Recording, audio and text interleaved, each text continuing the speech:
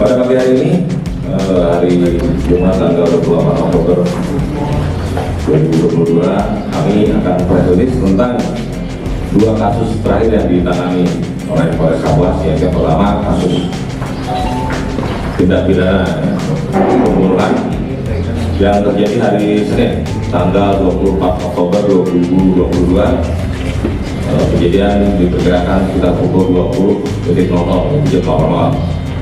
TKP-nya yaitu Desa Sridaha, Tumbang Bigis, Kecamatan Mandau Telawang,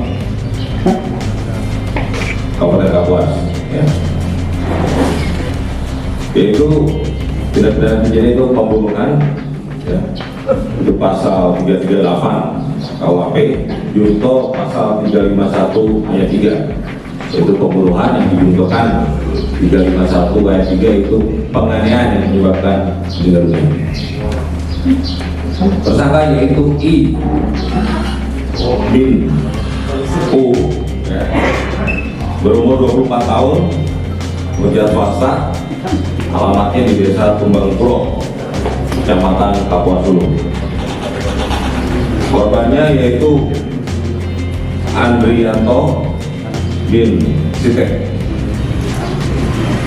Kronologis kejadiannya pada hari Senin tanggal 24 Oktober 2022 kurang lebih pukul 20, ya, telah terjadi tindak pidana pembunuhan di Desa Sridaha, Tumbang Bigis, Kecamatan Mandau Telawang, Kota Kapuas, yang dilakukan oleh tersangka I bin E, 24 tahun, swasta, alamatnya Desa Tumbang Pulo.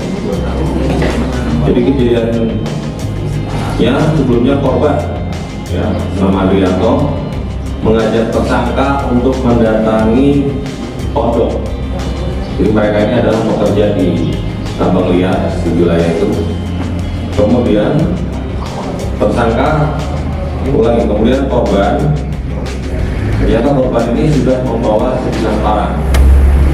Korban membawa sebilah parang, kemudian tersangka dipersilakan untuk jalan duluan di depan korban. Di tengah perjalanan, ya, kemudian hasil interogasi kita ini, si tersangka ini merasakan ada yang aneh, sepertinya dia akan diserang, dan dia menengok ke belakang. Ternyata memang si korban ini menyerang tersangka duluan dengan menggunakan parang. Kemudian korban menghindar, ya, setelah menghindar dia menendang perut dari tersangka ini, tersangka jatuh. Si tersangka ini, ya, tersangka I ini kemudian mengambil parang yang tadi memang di awal dipegang oleh korban ini.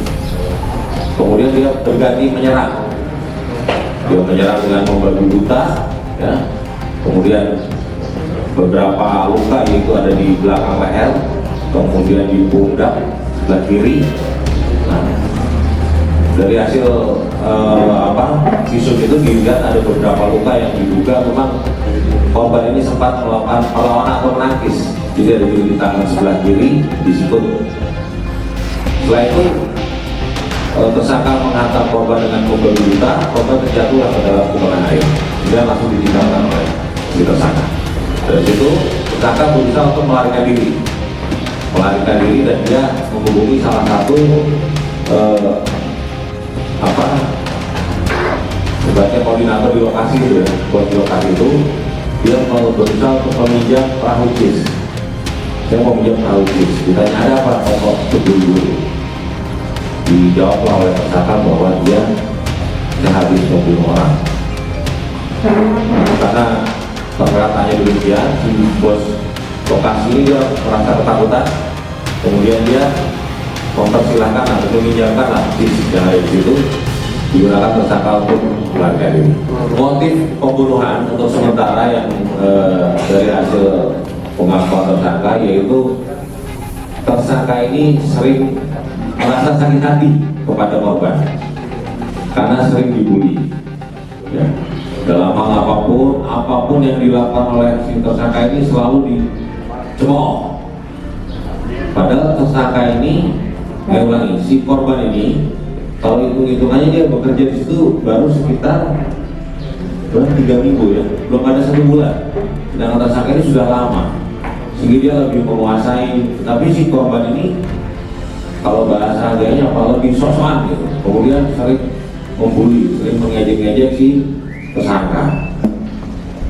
Kadang-kadang tersangka menurut pengakuannya dia bicara tidak ditanggapi, tidak dihiraukan, sehingga seperti dianggap remeh. Itulah yang menimbulkan dendam dan sakit hati dari si tersangka, sehingga tersangka menghabisi korban. Demikian.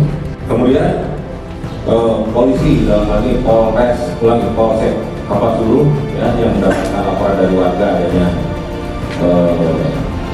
mayat yang adanya pembunuhan, mendatangi TKP. Ternyata memang di situ sudah korban ini sudah meninggal dunia. Kemudian dievakuasi ya kerjasama dengan puskesmas setempat. Dan dari situ dimulailah pencarian kepada si tersangka. Awalnya Polsek Kapuasulu melakukan pendekatan kepada keluarga tersangka, ya. Kemudian dibantulah pencarian oleh keluarga tersangka ini, dan keesokan harinya tersangka ini diantar oleh pihak keluarga ke Polsek untuk mempertanggungjawabkan perbuatan. Tersangka kita kenakan pasal 338 tentang pembunuhan dengan junto pasal 351 ayat 3 yaitu penganiayaan yang menyebabkan meninggal dunia dengan ancaman hukuman maksimal 15 tahun. Barang bukti yang disita dari tersangka dalam kasus ini, yang pertama satu buah senjata kepala, satu lembar baju kaos lengan pendek yang terdapat bekas robek pada bagian pundak sebelah kiri yang diduga karena hantaman parah tadi.